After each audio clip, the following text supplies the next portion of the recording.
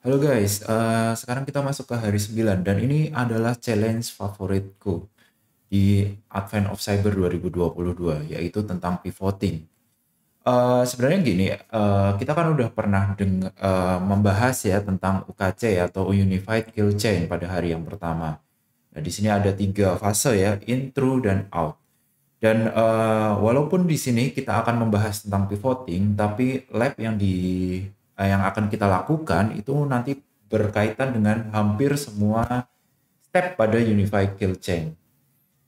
Mulai dari reconnaissance sampai eksfiltrasi data. Bahkan kita akan lompat dari satu server ke server lainnya untuk mengambil akses ke server lain. Dan secara spesifik pivoting ini pada area yang tengah, yaitu area true. Di sini tujuannya untuk mencari, mendiscover aset-aset lain yang mungkin berharga pada perusahaan tersebut. Oke, bayangin seperti ini ya, untuk pivoting ini kita pasti akan sering sekali melihat hal ini ya, yaitu ada surface web dan ada istilahnya deep web. Surface web itu adalah yang bisa kita lihat di internet, itu secara eksternal kita bisa lihat. Tapi jauh di dalam sana, layanan itu nggak sesimpel satu server aja. Layanan itu bisa terdiri dari berbagai server, kemudian terkoneksi satu sama lainnya sehingga membentuk satu layanan. Walaupun kita hanya melihat satu server, tapi layanan server di belakang untuk membackup atau mensupport layanan tersebut itu banyak. Contohnya seperti ini ya, ketika kita melakukan pivoting, artinya seorang penetration tester akan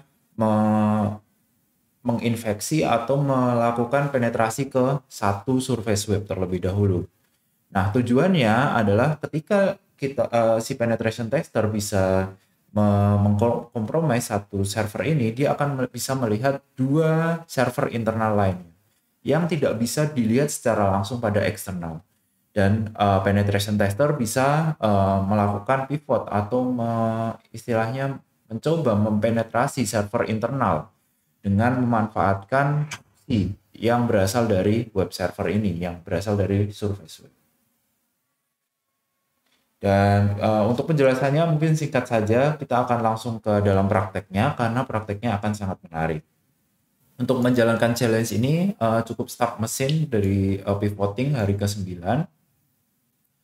Kemudian aku juga akan menggunakan ini ya, VPN. Aku pakai attack box, maksudnya Kali Linux sendiri untuk melakukan serangan. Jadi di sini OpenVPN-nya pun sudah menyala ya. Kalau misalkan belum menyala, cukup masukkan ini sudo OpenVPN, kemudian nama file VPN-nya. Tunggu hingga initialization sequence complete dan tunggu hingga di sini sudah ada IP address-nya. Oke, kalau IP address-nya sudah keluar, kita bisa langsung lakukan ini dulu, uji koneksi dulu ya menggunakan ping, kemudian IP address-nya yaitu 10.10.58.135 kalau di tempatku. Dan di sini udah positif, udah connect. Nah, perintah nmap-nya yang bisa dipakai adalah nmap minus sp minus t4, kemudian kita pakai alamat IP-nya. Oh ya, kita mungkin spesifikasi minus n supaya scanningnya lebih cepat karena kita menggunakan IP address. Nah, sekarang kita udah dapetin ya hasil nmap-nya, yaitu dia hanya port 80 aja yang kebuka dan di sana terlihat ada Apache HTTPD versi 2454. Oke, kita bisa coba connect ke IP address tersebut. Dan di sini ya 10.10.58.135 alamat IP-ku. Terus di sini kita bisa melihat dia ternyata menggunakan Laravel versi 8.2.6 PHP 7430. Kalau teman-teman menggunakan Wapalizer, teman-teman juga bisa lihat ini ya, bahwa framework-nya ini adalah Laravel. Nah, kita udah tahu bahwa di situ menggunakan Laravel. Singkat ceritanya, memang Laravel di versi ini ada celah tertentu ya. Kita sebenarnya bisa lihat celahnya.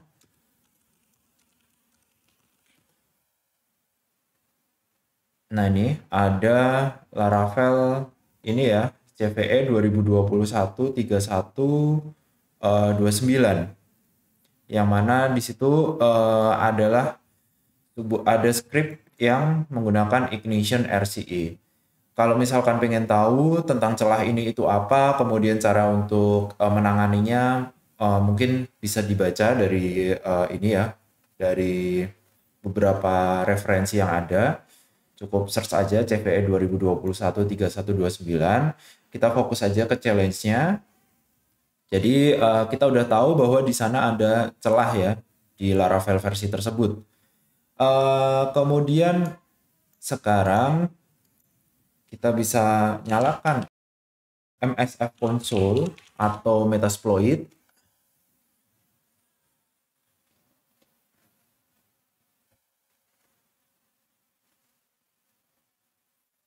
Dan kita bisa search Laravel. Dan kita akan menggunakan yang Ignition Laravel Debug RCE. Kita use 1 dari ini karena menggunakan ini yang pertama ya, menggunakan nomor 1 ya, indeksnya 1, kita use 1. Kita akan menggunakan Ignition Laravel Debug RCE. Kemudian dari options kita juga bisa lihat apa sih yang dibutuhkan di sini supaya kita bisa mengeksploitasi ke sana. Jadi kita harus mendefinisikan rhost dan lhost. Rhost-nya sendiri adalah targetnya. Jadi kita set rhost, kemudian berarti kita copy ulang ini ya IP-nya. Kemudian set lhost alamat IP kita. Dimulai dari IP ADDR, kemudian kita lihat dari tunnel 0 ini ya, karena menggunakan VPN, itu adalah lhost-nya kita atau alamat lokalnya kita.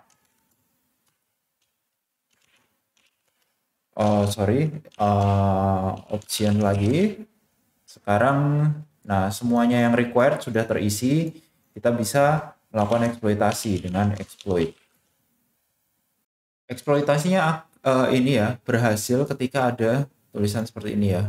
Command shell session 1 open, artinya kita udah punya shell ke dalam server tersebut. Kita udah mengeksploitasi servernya. Tahunya bagaimana? Coba tanyakan UMI di sana. Oke, kita dapetin www data. Kita udah dapet shell di sana. Kemudian kita masukkan ini ke dalam background. Setelah masuk ke dalam background, kita dapetin ini ya, Metasploit lagi ya, seperti ini, Metasploit, MSF6, exploit, dan seterusnya. Lalu yang perlu diperhatikan adalah kalau kita melakukan eksploitasi tadi, itu hanya menggunakan reverse bash. Mungkin kapabilitas kita cukup kurang di sana, atau kita akan merasa kesulitan untuk eksploitasi lebih lanjut. Jadi kita bisa upgrade itu ya, bash itu menjadi Meterpreter. Jadi caranya untuk upgrade ke Meterpreter adalah kita lihat sessions-nya dulu. Sessions di sini ID 1 ya. Kita upgrade sessions minus U untuk upgrade, kemudian kita masukin 1. Dan kita akan mengupgrade itu menjadi Meterpreter.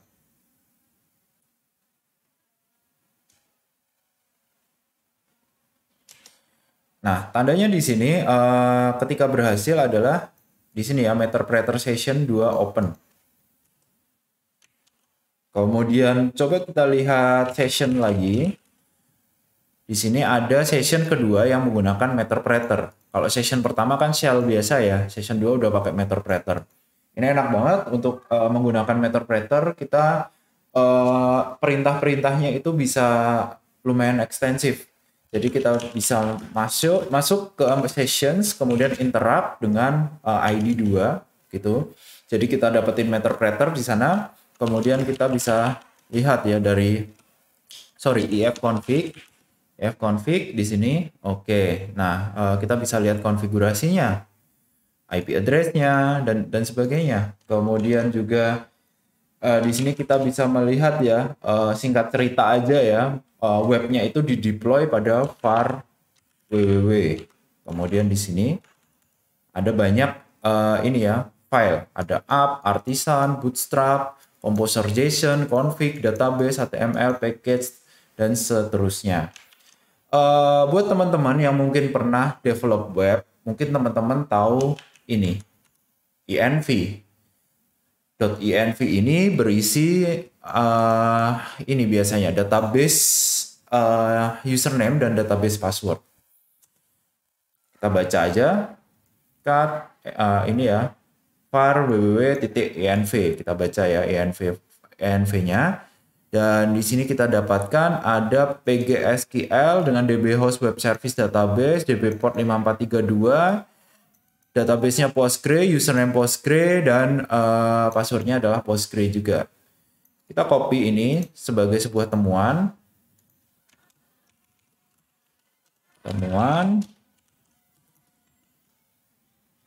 Dan sekarang mungkin itu nanti akan berguna buat serangan yang lanjutnya. Jadi sekarang kita bisa coba. Tadi kan kita bisa lihat di sini ada DB hostnya web service database gitu ya. Ini bukan alamat IP, tapi ini adalah sebuah hostname. Jadi kita bisa coba resolve, tanyakan ke server, siapa sih yang punya web service database?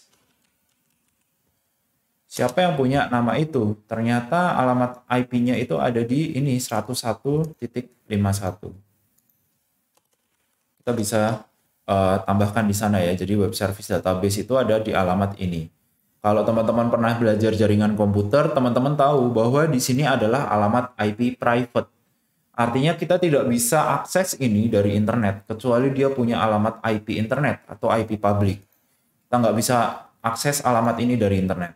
Jadi kita harus menggunakan server tersebut untuk melakukan pivoting supaya kita bisa masuk ke alamat IP 172.17 sekian gitu atau 172.28 sekian. Oke, jadi untuk itu pada Meterpreter kita bisa tambahkan rute di sini ya. Jadi di sini kita backgroundkan dulu.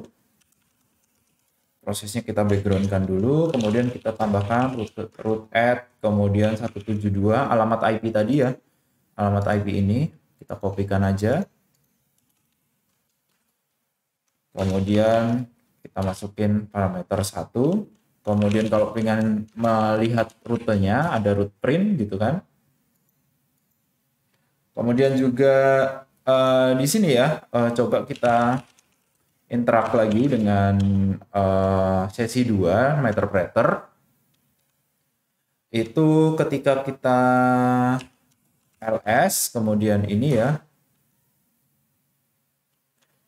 di dalam sini ada docker env. Ini adalah environment untuk docker, dan docker ini kan menggunakan IP ini untuk merepresentasi sebuah host mesin.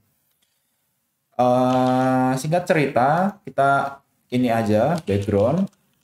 Mungkin teman-teman nanti membaca-baca dulu tentang Docker kalau misalkan ingin lebih tahu. Tapi di sini kita udah bisa tambahkan sebuah alamat IP default untuk Docker, yaitu ini root add, kemudian 172, kemudian 17.01, kemudian /32, kemudian kita tambahkan pada yang pertama. Kita lihat root print di sini. Nah, oke, di sini ada ini ya, subnet ini dan subnet yang ini. Dua-duanya kita masukkan secara manual. Dan sekarang kita punya ini ya, kita punya database namanya Postgres dan dengan password Postgres ya. Cukup aman passwordnya. Sarkastik ya. Oke, lanjut kita coba search Postgres. Itu di dalam Metasploit juga ada teknik untuk melakukan ini ya, mengconnect ke dalam database Postgres. Di situ kebetulan karena kita sudah tahu username passwordnya, kita bisa pakai aja. Nah, oke. Kita cari yang skema DOM dulu ya.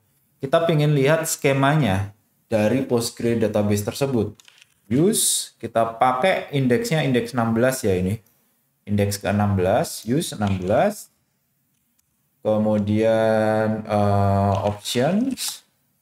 Nah, di dalam option ini sebenarnya kita bisa setting ya. Kalau misalkan passwordnya bukan Postgre, kita bisa set password di sini atau kita bisa set rhost. Tapi di sini karena nanti untuk mempermudah kita melihat Postgre-nya, kita langsung aja run gitu. Kemudian Postgres SQL ya, Postgres, kemudian dengan username Postgres dan password Postgres. Karena kita temukan di sini ya, username-nya itu Postgres, password-nya itu Postgres. Kemudian kita tambahkan ya alamat IP-nya. Alamat IP-nya itu tadi ada di sini ya, web service database. Alamat IP-nya tuh di sini. Add ini, kemudian slash Postgres. Seperti itu. Coba kita dump skema database-nya. Semoga sintaksnya benar ya. Dan beneran, kita udah dapat ya isi dari PostgreSQL tersebut.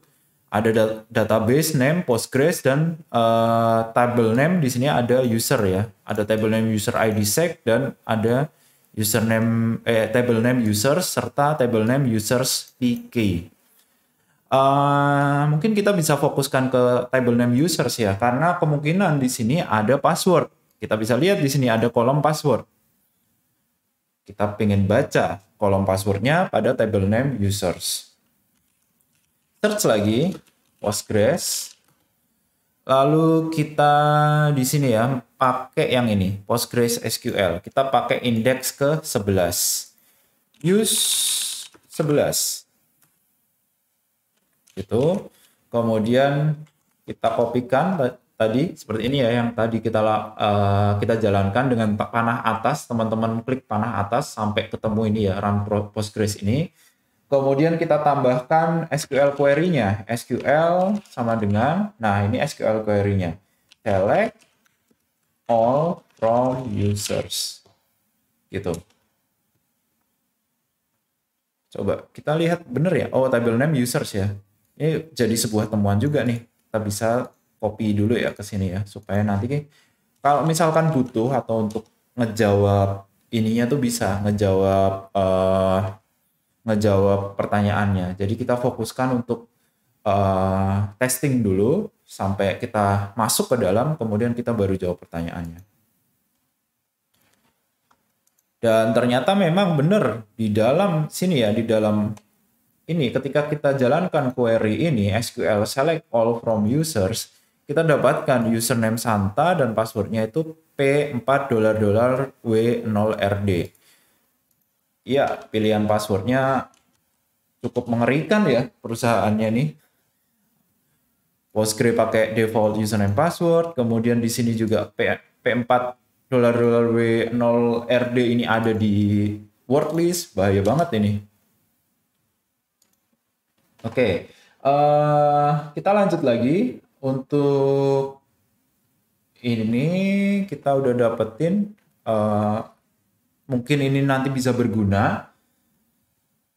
Oke, sekarang kita akan setup SOC proxy menggunakan MetaCrater gitu. Jadi kita ingin melakukan content discovery lagi ya. Kita ingin melakukan content discovery, kita pakai topologi yang tadi kita bicarakan di awal ya. Ada jaringan eksternal dan jaringan internal. Kita ingin lihat di jaringan yang tidak bisa dijamah dari internet gitu, karena menggunakan IP private. Jadi untuk melakukan serangan ke jaringan internal, kita bisa pakai search SOC proxy. Nah ini ya, auxiliary server SOC proxy, kita pakai use 0 itu. Kemudian biasa options lagi apa yang dibutuhin. Nah Kalau misalkan teman-teman pakai Kali Linux yang versi baru, kita bisa pakai SOX proxy yang 5 ya. Kemudian kita juga bisa pakai SRV portnya sekian. Kita bisa set aja ya, set SRV port itu 9050. Nah, sekarang coba kita lihat option lagi. Di dalam option ini sudah ini ya, sudah 9050 ya. Kemudian kita bisa klik atau jalankan run. Nah, nanti di sini akan muncul starting the SOX proxy server. Kemudian kalau misalkan teman-teman pengen memastikan bahwa itu udah berjalan, karena ini berjalan di background, itu teman-teman ketikkan jobs, kemudian di sini ada auxiliary server SOX proxy. Nah, ini tandanya udah berjalan. Sekarang kita akan melakukan pivoting dengan menggunakan proxy chain tersebut. Kita bisa menggunakan sebuah tool namanya adalah proxy chains. Kemudian kita help dulu ya. Lokasi config filenya di sini. Jadi teman-teman bisa pastikan juga pakai sudo dulu ya. Pakai sudo, kemudian pastikan di sini konfigurasinya sama dengan yang tadi dikonfigurasi di sana. Nah, di sini ya.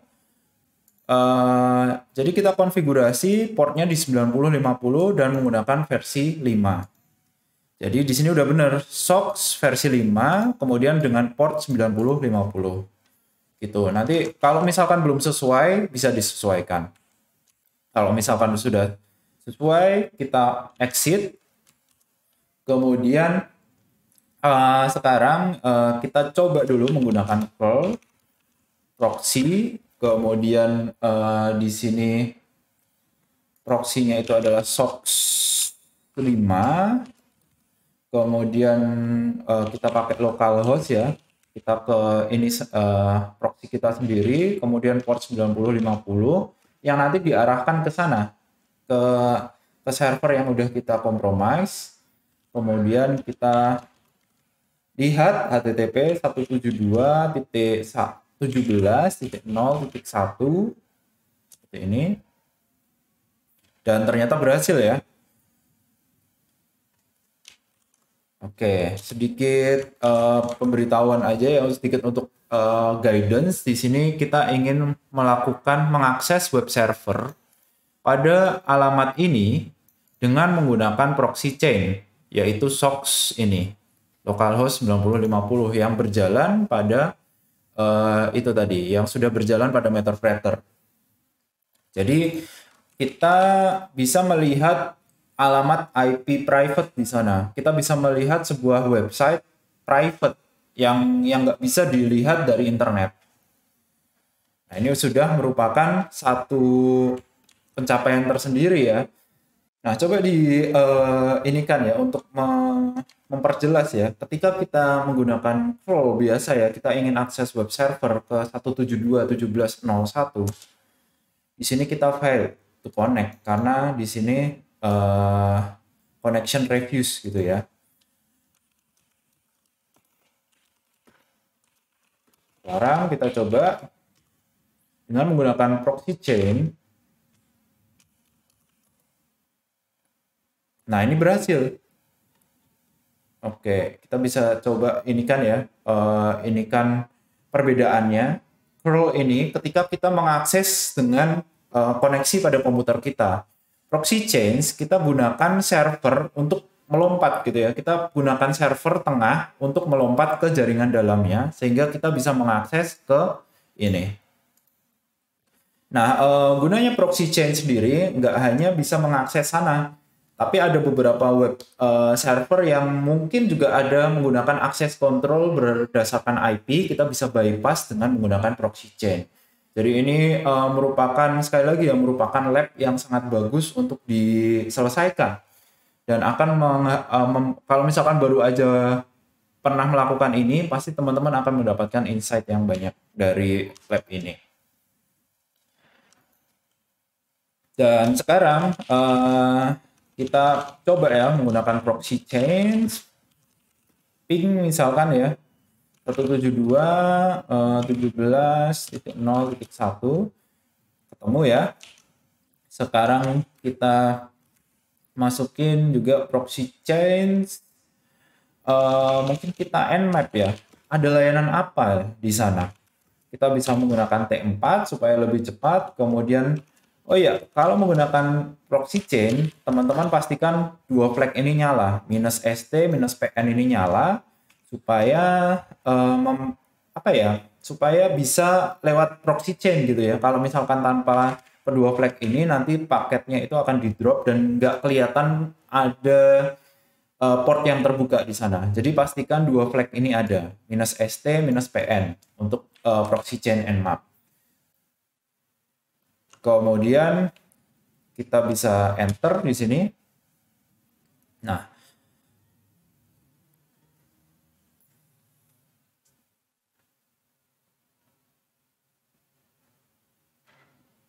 ini dia yang kita maksud.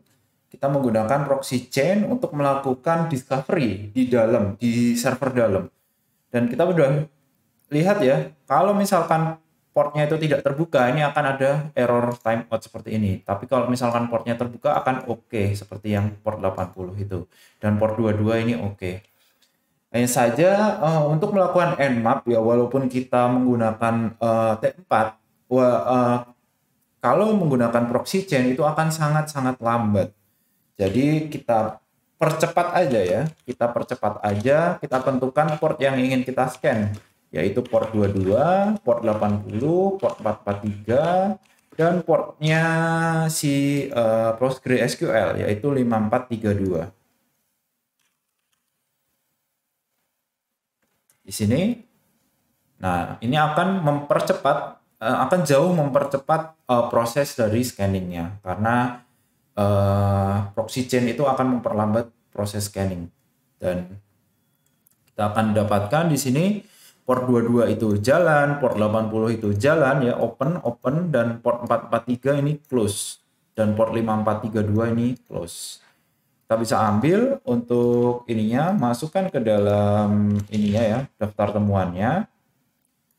Sekarang kita lihat di sini ada port 22 yang berjalan ya, yaitu SSH. Dan user itu kan, user admin atau siapapun itu kan sering sekali membuat password yang sama satu dengan lainnya. Jadi di sini kita dapatkan ada Santa dengan passwordnya P4 $W0RD untuk login ke dalam layanan. Tapi nggak ada salahnya juga kalau kita coba untuk login ke SSH, karena user kan cenderung menggunakan password yang sama, ya kan? Jadi kita bisa SSH gitu kan, pakai proxy chain ya, proxy chain SSH, kemudian ini belum, username-nya itu tadi adalah, username-nya adalah ini ya, Santa. Kemudian add alamat IP-nya ya, 172.17.0.1. Oke, kita salah masukkan proxy chain pakai S. Enter. Nah, di sini kita ditanyai password. Passwordnya kita coba pakai password ini. Siapa tahu berhasil.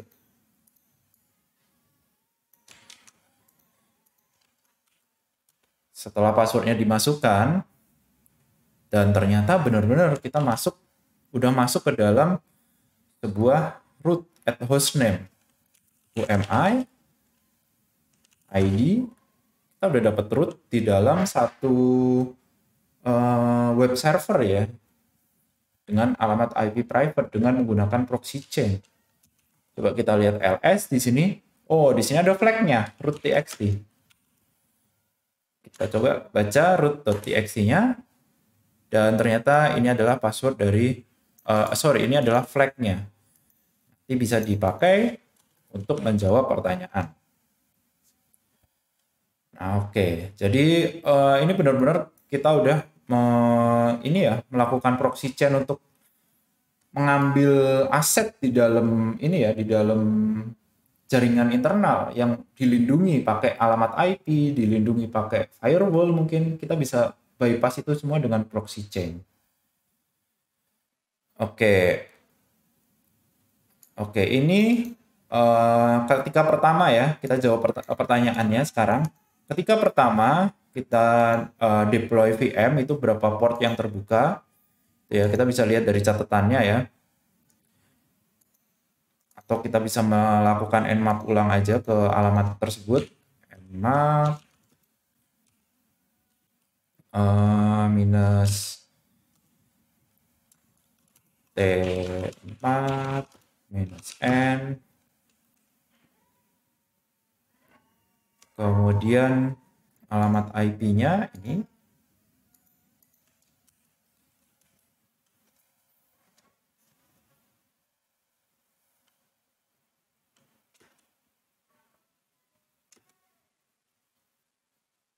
Dan ternyata ada satu yang terbuka ya, yaitu port 80. Ini port 80 yang terbuka. Kemudian framework yang digunakan pada web tersebut, tadi kita udah tahu ya, Laravel. Kemudian CVE-nya sekarang ya. CVE-nya. Kita bisa, tadi kita sudah lihat sih ya sebenarnya ya, di sini ya. CV Laravel exploit itu ya. Kita menggunakan Laravel ignition rce.py. Kita bisa copy ini CVE 2021 3129.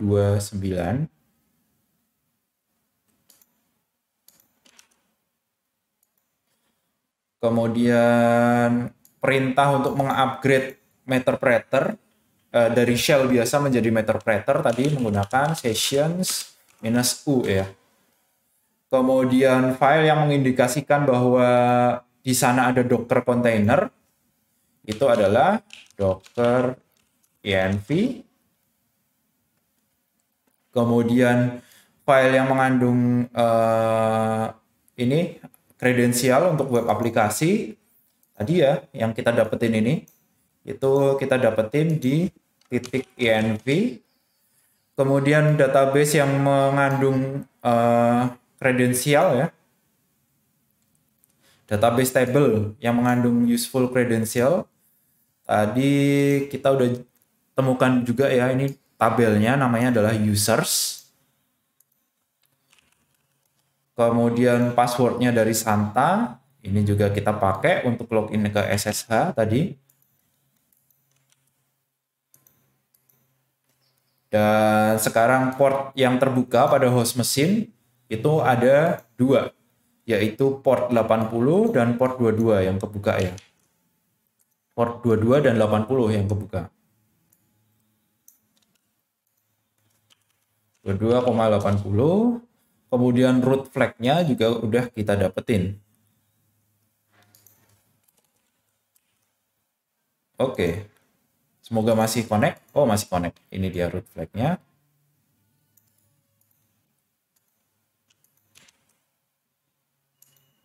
Oke, submit. Dan hari ke-9 sudah selesai.